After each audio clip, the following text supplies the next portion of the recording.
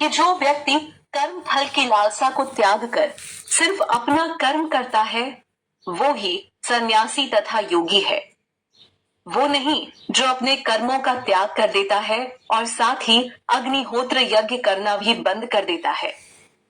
जो सोचते हैं कि सन्यास का अर्थ समस्त कर्मों का त्याग करना है, दुनिया को छोड़ देना है, ऐसे लोग अंधेरे में जी रहे हैं, क्योंकि कर्म के बिना व्यक्ति नहीं रह सकता है। बस कर्म करने के पीछे की लालच व आसक्ति को त्यागना है। यही तो भगवान बार बार समझा रहे हैं। भगवान कृष्ण अर्जुन को कर्म का मूल सिद्धांत बताते हैं। वो अर्जुन को कहते हैं कि जिसे लोग सन्यास कहते हैं, तो उसे ही योग समझ, क्योंकि सन्यास का सही मायने में अर्थ हुआ कर्म फल से जुड़ी आसक्ति को त्यागना। यहाँ भगवान कृष्ण ने सन्यास और योग को एक समान बताया है। एक सन्यासी को त्यागी के रूप में देखा जाता है। ठीक उसी प्रकार एक कर्म योगी में भी त्यागी होता है। जो भी व्यक्ति ऐसा करने में असफल है, उसे योगी नहीं कहा जा सकता। महज कर्म का त्याग करके ही कोई योगी नहीं बन जाता। योगी बनने के लिए एक अलग योग्यता चाहिए, त्याग भाव होना चाहिए, पर कर्म फल के प्रति न कि कर्म के प्रति।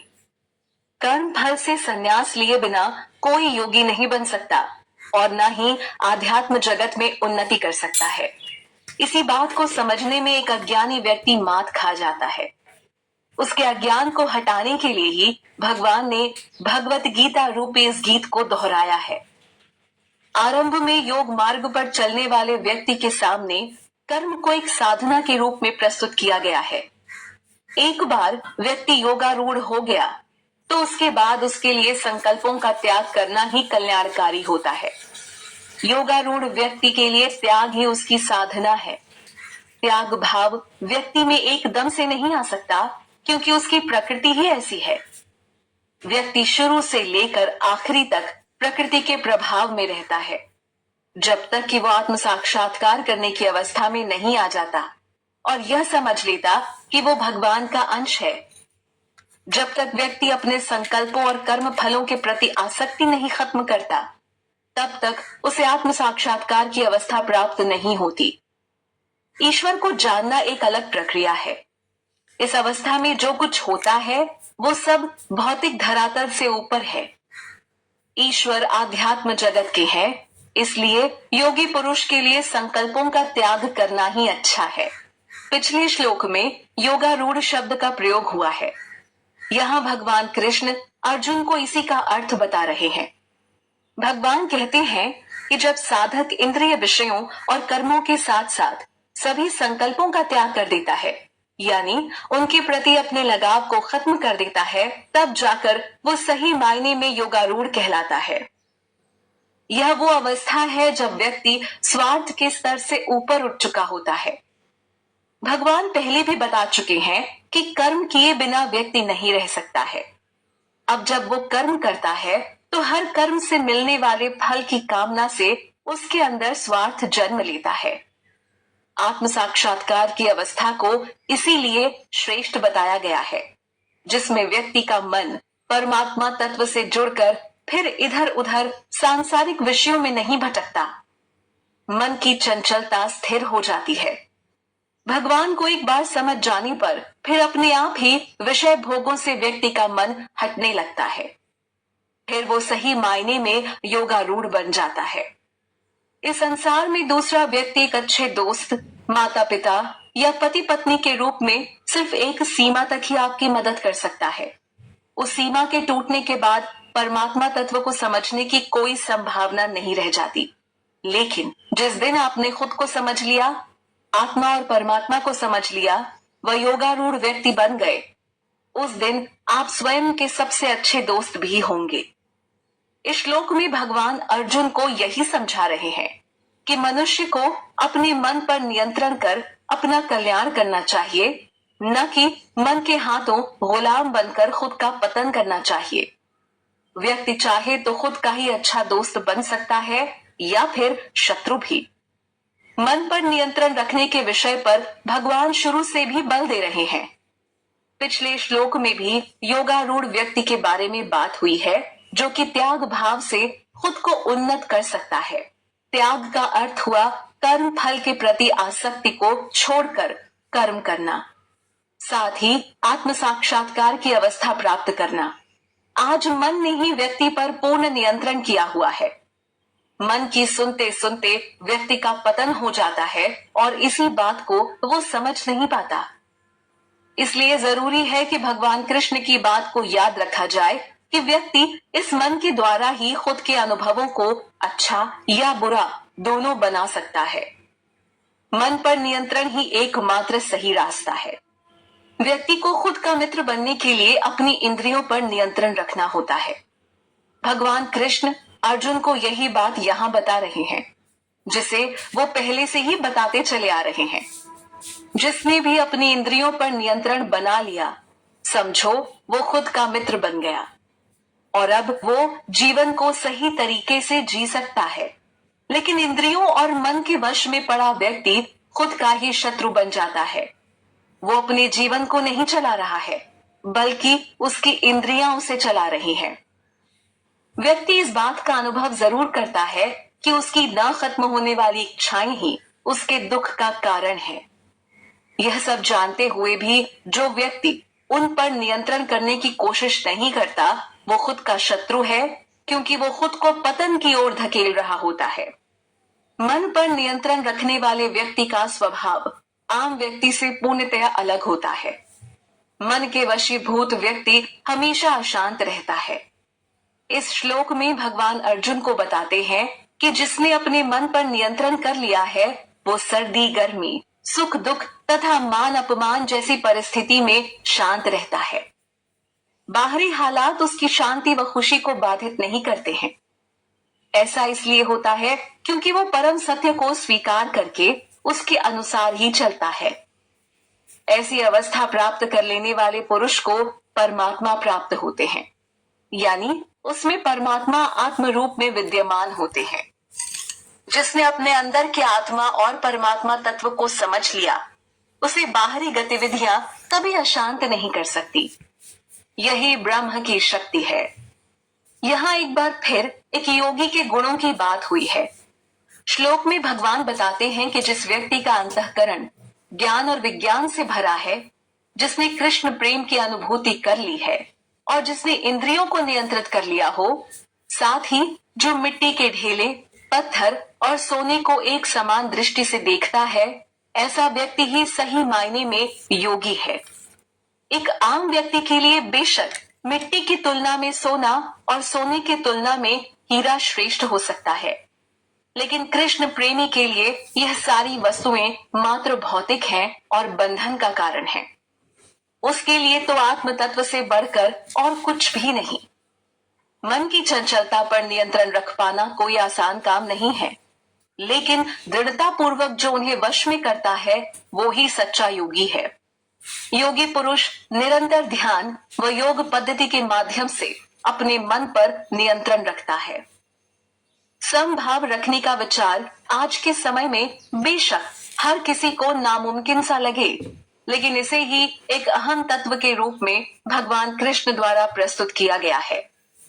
भगवान कृष्ण अर्जुन को बताते हैं कि जो व्यक्ति शुभ चिंतक, दोस्त, दुश्मन, पक्षपात रहित, मध्यस्थ, धर्मात्मा और दुष्ट पुरुषों को समभाव की दृष्टि से देखता है, तो वो ही श्रेष्ठ पुरुष है। परम सत्य के अभाव में व्यक्ति का मन दूषित हो जाता है, जिसके चलते वो सबके प्रति समभाव नहीं रख पाता। उसके लिए उसका परिवार ज्यादा महत्वपूर्ण होता है, तो कभी कोई दोस्त ज्यादा महत्वपूर्ण बन जाता है। भेदभाव की नजर से ही वो सबको देखता है, क्योंकि वो सब में अपने को नहीं देख पाता। ऐसे लोगों की बुद्धि शारीरिक व भौतिक स्तर पर चलती है, जबकि व्यक्ति को आध्यात्म के मार्ग पर चलना चाहिए, जहां वो सबको आत्मा के स्तर पर देखते हुए मन में सबके प्रति समभाव ला सके। जरा सोचिए, अगर खुद भगवान भेदभाव की दृष्टि रखते तो क्या होता? फिर तो योगी जनों का ही कल्याण होता और पापियों के उद्धार की कोई संभावना ही नहीं होती। लेकिन भगवान की दृष्टि दोष रहित है। वो सबको एक नजर से देखते हुए सबका उद्धार करते हैं। ऐसे दिव्य गुणों से परिपूर्ण ईश्वर का अंश होने के नाते जीवात्मा को भी समभाव रखना चाहिए। परिवारजनों के प्रति मोह और लगाव के कारण ही अर्जुन युद्ध करने की स्थिति में नहीं थे। एक आम व्यक्ति के लिए यह मोह ही सबसे बड़ी कमजोरी है। इसी के चलते भगवान कृष्ण मोह का नाश करने को कहते हैं।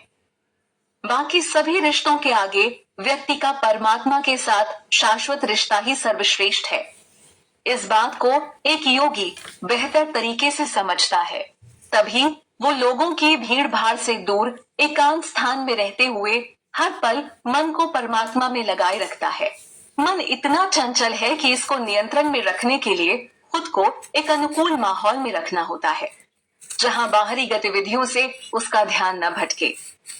व्यक्ति को खुद के लिए एक अनुकूल माहौल व परिस्थिति बनानी पड़ती है, क्योंकि जब भी वो ध्यान में बैठता है तो बहुत से बाहरी तत्व उसको जरूर भटकाते हैं, लेकिन उसे अपने प्रयास में कमी नहीं लानी चाहिए।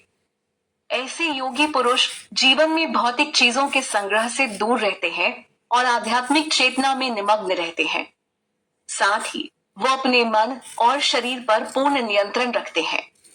शरीर और मन पर नियंत्रण रखना बेहद आवश्यक है। व्यक्ति चाहे तो ऐसा कर सकता है। 84 लाख योनियों में केवल मनुष्य के पास ही ऐसी क्षमता है कि वो भगवान के साथ अपने संबंध को समझ जन्म मरण के चक्र से छुटकारा प्राप्त कर सकता है। लेकिन इसके लिए उसे योगी जैसे गुण पैदा करने होते हैं, जिन गुणों के बारे में भगवान विस्तार से अर्जुन को समझा रहे हैं। एक बार इन्हें अपना लेने से जीव परम शांति को पाकर सुखी रहता है और जीवित रहते हुए ही आत्म चेतना में लीन हो जाता है। यहाँ योग अभ्यास व उसकी पद्धति पर बात हुई है कि एक व्यक्ति को ध्यान में किस प्रकार बैठना चाहिए। भगवान बताते हैं कि योगी जन को चाहिए कि वो किसी साफ सुथरे एकांत स्थान पर जाकर वहां अपने बैठने के लिए एक आसन तैयार कर ले, जो न अधिक ऊंचा हो और न अधिक नीचा। पहले वो आसन के लिए कुछ घास बिछा ले, फिर उस पर मृग छाल और फिर उसके ऊपर एक साफ वस्त्र बिछा ले। आसन तैयार हो जाने के बाद अब वो उस पर बैठ जाए और अपने मन व इंद्रियों को वश में करते हुए मन को एकाग्रह करे। साथ ही आत्मशुद्धि के लिए हरि नाम योग का अभ्यास करें। योगाभ्यास के लिए योगी जन ऐसी ही किसी एकांत व शांत जगह पर चले जाते हैं। बाहरी गतिविधियां अक्सर मन को विचलित करती हैं। मन छोटी से छोटी बात पर भटक जाता है। ऐसे में परमात्मा तत्व पर ध्यान को स्थिर कर पाना मुश्किल हो जाता है। यह प्रक्रिया देखने व सुनने में भले ही कठिन लगे, लेकिन असंभव नहीं है। यहाँ भी योग पद्धति पर बात हो रही है। पिछले श्लोक में योगी का आसन कैसा होना चाहिए, इस पर चर्चा हुई और अब यहाँ भगवान कृष्ण बता रहे हैं कि कैसे उस आसन पर योगी को बैठना चाहिए। आसन पर बैठते समय शरीर, सिर और गर्दन को सीधा रखना होता है। मंद आंखों से वो सिर्फ नाक के अग्रभाग को देखे, उसी पर ध्यान लगाए, न कि यहाँ वहां सभी दिशाओं में नजर घुमाए। इसके बाद व्यक्ति को चाहिए कि वो शांत व निर्भय होकर ब्रह्मचर्य का पालन करते हुए अपने मन को मुझ में स्थिर करे। केवल मुझ पर अपना ध्यान लगाए। योग की इस प्रक्रिया के दौरान साधक को इंद्रिय तृप्ति के भाव से बचना होता है। समाधि की यही पूर्ण अवस्था होती है, जब मन स्थिर होकर भगवान में लीन हो जाता है और भगवान कृष्ण को ही अपना परम लक्ष्य मानता है। इस अवस्था को प्राप्त करके योगी जन जीवन के जन्म मरण के चक्र से छुटकारा पाते हैं। उनके अंदर से सारा भय मिट जाता है और परम सत्य के साथ वो हमेशा शांति में निवास करते हैं। लेकिन भौतिक संसार में फंसा व्यक्ति हमेशा भय में रहता है, क्योंकि यहाँ कोई भी अवस्था स्थिर नहीं है। अगले ही क्षण क्या हो जाए उसे पता नहीं। लेकिन ब्रह्म का ज्ञान हो जाने पर एक साधु पुरुष हर अवस्था में स्थिर व शांत रहता है। मन की चंचलता व्यक्ति को कभी भी एक स्थान पर ठहरने नहीं देती।